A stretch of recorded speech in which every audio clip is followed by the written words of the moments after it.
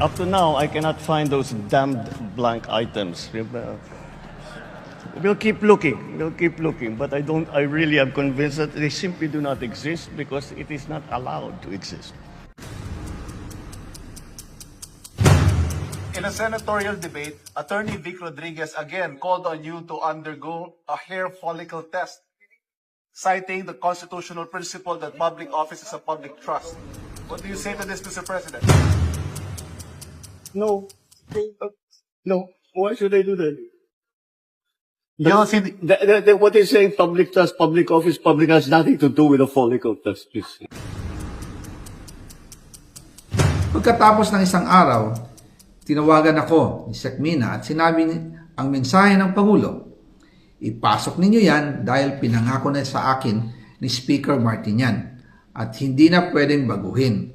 Kumbaga, ang utos ng hari hindi pwedeng mabali. Again, I informed the Speaker and asked clearance about the instructions ng Pangulo. At ang sabi niya, wala tayong magagawa. Sinabi pa ni Sec Mina, everything is cleared with the President. Basta importante, pasok ang pondo na request ng Pangulo. The following day, sinabi ni Sec Mina, approve na si Presidente BBM sa lahat na binawasan na ahensya. Masaya na ang Pangulo dahil naipasok ang gusto niyang 100 billion insertion.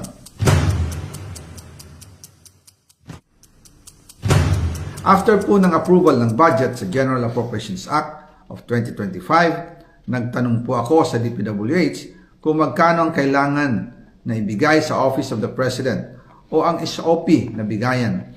Ang sinagot sa akin ay 25%. Ang ibig sabihin nito, 25% ng 100 billion ang SOP na kailangan ibigay kay BBM mismo.